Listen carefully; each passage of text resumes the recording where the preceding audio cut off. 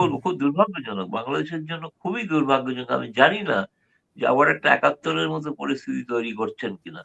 কিন্তু যে ঘটনা যাচ্ছে কিন্তু এটা ভারতেরও সহ্যের সীমা কিন্তু অতিক্রম করছে।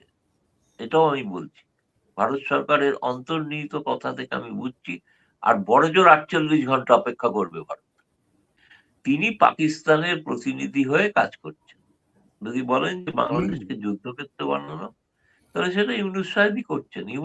ইউনূস হচ্ছেন আজকের ভুট্টো, আজকের ইয়াহিয়া। পাকিস্তানকে দরকারই নেই। পাকিস্তানের প্রতিনিধি হচ্ছেন আজকের মোহাম্মদ ইউনূস। তিনি সেই কাজ করছেন। আমি তো সরাসরি বলছি। এই যে ৫ই আগস্টের পর থেকে একেবারেই প্রকাশ্যে আলোচনা যেটি যে পাকিস্তান প্লে করছে বাংলাদেশে। পাকিস্তানি গোয়েন্দা সংস্থা বাংলাদেশে ছড়িয়ে ছিটিয়ে আছে সর্বত্র। এটা সর্বত্র আলোচনা হচ্ছে। ভারতীয় প্রশাসনেও আলোচনা হয়েছে। গণমাধ্যমে এসেছে। তারপর থেকে নিশ্চয়ই এই বিষয়টি পর্যবেক্ষণও করছে ভারত। যেহেতু বাংলাদেশের ৪,৫০০ কিলোমিটার, আর যদি ভুল না করে থাকি ৪,২০০ বা ৪,৫০০ কিলোমিটার আর সীমান্ত হচ্ছে ভারতের সঙ্গে, স্থল বাউন্ডারি যেটা ল্যান্ড বাউন্ডারি, সেই সীমান্ত ভারত সঙ্গত কারণেই বাংলাদেশের এই বিশৃঙ্খল অবস্থা বা বাংলাদেশ যদি জঙ্গি রাষ্ট্রের দিকে যায়, কিংবা পাকিস্তান যে একটা বিশ্বব্যাপী একটি জঙ্গি রাষ্ট্র হিসেবে পরিচিত, সেই পরিস্থিতি যদি বাংলাদেশে তৈরি হয়, তে প্রতিবেশীরও সংকট তৈরি হতে পারে। নিশ্চয়ই অবজার্ভ করছে বাংলাদেশের এই পরিস্থিতিটা। এই পাকিস্তান যে যুদ্ধক্ষেত্র বানাতে চায়, এটা নিশ্চয়ই ভারতের অজানা না। না, ঠিক আছে, ধন্যবাদ। প্রথম কথা আমি বলবো যে যেটা বলছিলেন উনি, যে আমি বলি যে 1935 যেটা ইন্ডিয়া অ্যাক্ট, সেটা ১৯৫০ সাল পর্যন্ত ভ্যালিড ছিল। ১৯৫০ সালে যখন ভারতীয় প্রজাতন্ত্র প্রতিষ্ঠিত হয় এবং ভারতীয় সংবিধান যখন সেখানে প্রণীত হয় কনস্টিটিউশন অ্যাসেম্বলি দ্বারা, তখন থেকে 1935 অ্যাক্ট কিন্তু বিলুপ্ত হয়ে যায়। পরবর্তীকালে এটা ভারত তার যে শাসন পরিচালিত হয়, যেটা 1950-তে, যেটা ভারতের ২৬শে জানুয়ারি প্রজাতন্ত্র দিবস বলা হয়, সেইখান থেকে ভারতীয় সংবিধান অনুসারে ভারত পরিচালিত হয়। ফলে ইউনূস কি বলেছেন না বলেছেন আমি জানি না। ইউনূসকে আমার প্রথমে খুব ধারণা ছিল খুব শিক্ষিত মানুষ। আমি আর বলতে চাই না তিনি কি। কিন্তু তিনি ইতিহাস, অর্থনীতি কতটা জানেন আমি জানি না, কিন্তু অর্থনীতিতে তিনি নোবেল পাননি। তিনি নোবেল পেয়েছিলেন গ্রামীণ ব্যাংকের জন্য, এবং সেখানে কিন্তু আরো একজন মহিলা পরিচালক ছিলেন, তিনিও পেয়েছিলেন একই সঙ্গে। হ্যাঁ, তিনি একা পাননি। তিনি একা সমস্ত কৃতিত্ব নিয়েছেন, একা নোবেল পাননি। সেই মহিলা নিশ্চিহ্ন হয়ে গেছেন, তাকে কোথাও দেখা যাচ্ছে না। যাই হোক, সেটা ভিন্ন প্রসঙ্গ। ফলে এখন যেটা আমি বলতে চাইছি, যেটা বিপুল যে প্রশ্নগুলো করছে আর কি, এটা ঘটনা যে একটা কথা বলে দিই, যেটা হচ্ছে গতকাল ভারতের পার্লামেন্টে একটি রিপোর্ট পেশ করা হয়েছে। এই রিপোর্টটা হচ্ছে শশী থারুর, তার চেয়ারম্যান, পররাষ্ট্র মন্ত্রণালয়ের স্ট্যান্ডিং কমিটি, তাতে সর্বদলীয় সকলের সম্মতি নিয়ে, তাতে এমন একজন মেম্বারও আছেন আসাদুদ্দিন ওয়েসি, যিনি কিন্তু শেখ হাসিনাকে ফেরত দেওয়ার দাবি সমর্থন করেছিলেন। তিনিও কিন্তু ওই কমিটির সদস্য। তারা সকলেই কিন্তু একমত হয়েছেন একটা বিষয়, যে ১৯৭১-এর থেকেও আজকের বাংলাদেশ ভারতের কাছে সবথেকে বড় স্ট্র্যাটেজিক চ্যালেঞ্জ, এবং এই বিষয়টা স্বীকার করা হয়েছে পার্লামেন্ট রিপোর্ট সাবমিট করে।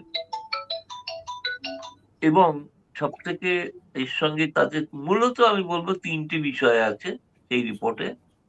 একটি বিষয় হলো যে শেখ হাসিনা প্রত্যাবর্তনের বিষয়। সেখানে স্পষ্টভাবে বলা আছে যে ভারত আজকের আধুনিক ইতিহাস নয়, ভারতের সভ্যতাগত যে সিভিলাইজেশন হিস্ট্রি, তাতে বলা আছে সবসময় কেউ যদি বিপদে পড়েন, তার অস্তিত্বের সংকট থাকে, প্রাণহানি থাকে, তাকে ভারত আশ্রয় দিয়ে থাকে। দ্বিতীয়ত বলা আছে যে বাংলাদেশে যে কমিটি তাকে সুপারিশ করেছেন ভারত সরকারের কাছে, যেহেতু মানে আগামী নির্বাচন আসন্ন, বা নির্বাচনে ভারত যেন চায় এবং চাপ সৃষ্টি করে যাতে সকলের অংশগ্রহণমূলক একটা নির্বাচন হয়, তৃতীয়ত, যদি আওয়ামী লীগ একটা বৃহত্তম দল তাতে অংশগ্রহণ করতে না পারে, তাহলে সেই নির্বাচনটা গ্রহণযোগ্য হবে না। এবং এই পরিপ্রেক্ষিতে রিপোর্টটির পর থেকে কিন্তু আমরা দেখছি বাংলাদেশের রাজনীতিতে নানা ধরনের ঘটনা ঘটতে শুরু করেছে, এবং মূলত ইউনূস সাহেব আমার মতে, যে আপনি যদি কাউকে বলেন, আমরা দূর থেকে যেটা দেখছি, আপনি যদি কাউকে বলেন যে কে এর জন্য দায়ী যা ঘটেছে বাংলাদেশে দুদিনে, আমি বলবো গোটাটা ইউনূস দায়ী। তিনি দায়ী, তিনি করিয়েছেন। কারণ হচ্ছে তিনি চান ক্ষমতায় থেকে যেতে, তিনি চান ক্ষমতা না ছাড়তে, এবং তিনি চান এমন একটা সিচুয়েশন তৈরি করাতে, এমনকি দরকার হলে তার ঘনিষ্ঠ বন্ধু মাহফুজ আলমের অফিসও তিনি জ্বালিয়ে দিয়েছেন এই ক্ষমতায় থাকার জন্য। তিনি তার সঙ্গে ফোনে কথা বলেছেন, কিন্তু নিন্দা করেন। ফোনে কথা বলেছেন, কিন্তু যারা করেছে ঘটনা তাদেরকে তিনি গ্রেপ্তার করার কথা বলেছেন। ফলে তিনি যে ধরনের মানুষ, সেই মানুষ, তাকে কিন্তু বাংলাদেশের মানুষের চেনা উচিত। এবং তিনি যে কাণ্ড ঘটাচ্ছেন সেটা কিন্তু তার ধারণা কেউ চিনতে পারছেন না, জানতে পারছেন না। তিনি পাকিস্তানের প্রতিনিধি হয়ে কাজ করছেন। যদি বলেন যে বাংলাদেশকে যুদ্ধক্ষেত্র বানানো, তাহলে সেটা ইউনূস সাহেবই করছেন। ইউনূস হচ্ছেন আজকের ভুট্টো, আজকের ইয়াহিয়া। পাকিস্তানকে দরকারই নেই। পাকিস্তানের প্রতিনিধি হচ্ছেন আজকের মোহাম্মদ ইউনূস। তিনি সেই কাজ করছেন। আমি তো সরাসরি বলছি, আমি খালি এই সমস্ত কথা আমি প্রত্যাহার করে নেবো, দরকার হলে ক্ষমা চেয়ে নেবো। তিনি যদি একবারের জন্য বলেন যারা হামলা করেছে প্রথম আলো তাদেরকে গ্রেপ্তার করবো, এই কথাটা যদি তিনি খালি বলেন, আমি আমার সমস্ত কথা প্রত্যাহার করবো। কিন্তু তিনি বলবেন না।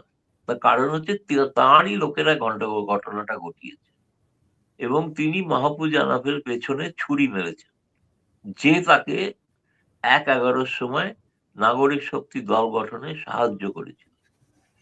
এবং আজকে তাদেরকে এটা শিক্ষা নেওয়া উচিত, তাদের বোঝা উচিত তারা কাকে এতদিন ব্যাক করছিল, কার হয়ে কাজ করছিল। শেখ হাসিনার সময় তো প্রথম আলো ডেইলি স্টারকে আগুন জ্বালায়নি কেউ আওয়ামী লীগ।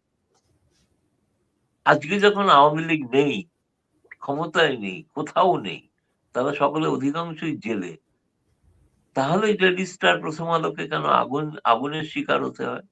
আগুন যারা জ্বালিয়ে দিচ্ছে তারা কারা? তারা তো সমালোচনা করতেন, নিয়মিত সমালোচনা করতেন। সে সঠিক হয়তো করতেন, কিছু বেঠিক করতেন, সেটা অন্য বিষয়। যাই হোক করতেন, তো তারা সাংবাদিকতা করতেন। সাংবাদিকের কাজ হচ্ছে প্রতিষ্ঠান বিরোধী সমালোচনা করা। সেটা তারা করতো। আজকে প্রতিষ্ঠান বিরোধী সমালোচনা করছেন আনিস আলমগীর, যিনি শেখ হাসিনার সমালোচক ছিলেন। তাকে পর্যন্ত আজকে জেলে নিয়ে যাওয়া হচ্ছে। এটা তো মানে, আজকে যারা ফ্যাসিবাদ বলে, ফ্যাসিবাদের দোসর বলে যাকে বলছে, নিজেরা ফ্যাসিবাদী আচরণ করছেন, এটা বুঝতে পারছেন না? আমি কি একদম। বলবো, খুব দুর্ভাগ্যজনক। বাংলাদেশের জন্য খুবই দুর্ভাগ্যজনক। আমি জানি না যে আবার একটা ৭১-এর মতো পরিস্থিতি তৈরি করছেন কিনা। কিন্তু যে ঘটনা যাচ্ছে, কিন্তু এটা ভারতেরও সহ্যের সীমা কিন্তু অতিক্রম করছে। এটাও আমি বলছি। ভারত সরকারের অন্তর্নিহিত কথা থেকে আমি বুঝছি।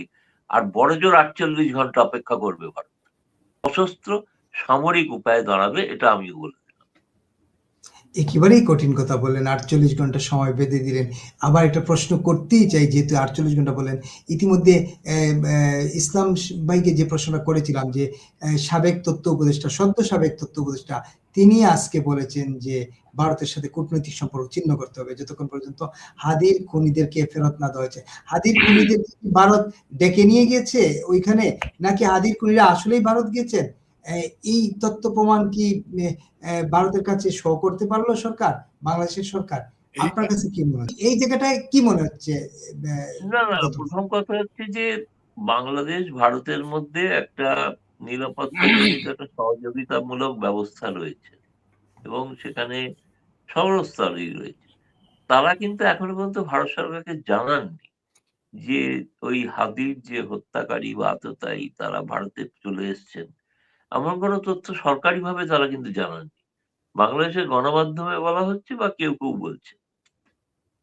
কিন্তু বাংলাদেশের সীমান্ত পেরিয়ে যদি কেউ চলে আসে, তো সীমান্তের যারা প্রহরা দিচ্ছেন, সেই বিজিবি, তারাও কি হাদির হত্যাকারীর সহযোগী?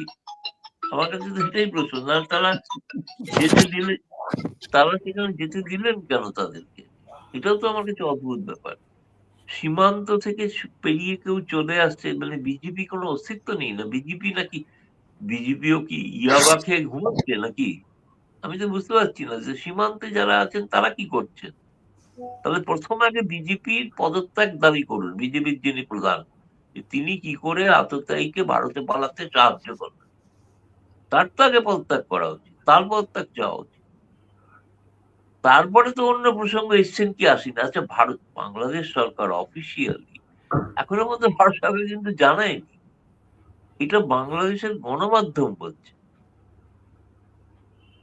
এবং আমি একথাই বলছি তো, ক্রমশ ব্যাপারটা ধীরে ধীরে আসলে চাইছেন যেটা ভারতকে প্ররোচিত করতে, যাতে প্ররোচিত করলে ভারতের একটা কোনো ব্যবস্থা নেয়। ইউনূস সাহেবের পক্ষে খুব সুবিধা হয়, তিনি মহানন্দে আরো কিছুদিন ইলেকশন পিছিয়ে থাকবেন। কারণ ফেব্রুয়ারিতে ইলেকশন পিছিয়ে দিলে কিন্তু ইলেকশন আগামী ১ বছরের আগে হওয়ার কোনো সম্ভাবনা নেই। কারণ আপনি দেখেন, এরপরে রমজান, রমজানের পরে ঈদ, ঈদের পরে পরীক্ষা, পরীক্ষার পরে আবার বকরি ঈদ, কবে হবে নির্বাচন? ফলে তিনি তো এই ১২ই ফেব্রুয়ারি ডেটটাকে তো সুচিন্তিত ভাবে রেখেছেন, যাতে ডেটটাকে পাল্টানো যায়, ডেটটা পেরিয়ে যাওয়া যায়।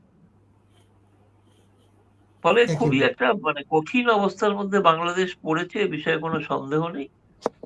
এবং আমার ধারণা বাংলাদেশের মানুষ সব থেকে বেশি ক্ষতিগ্রস্ত, বাংলাদেশের ব্যবসায়ীরা ক্ষতিগ্রস্ত, শিল্পপতিরা ক্ষতিগ্রস্ত এই অবস্থায়। এবং যেটা মানুষ আশা করেছিল ইউনূস সাহেবকে, ইউনূস সাহেব ক্রমশ ধীরে ধীরে একটা দানবীয় আকার ধারণ করছে, পরিষ্কার। নিজের বন্ধুর পিঠে চুরি মারছেন।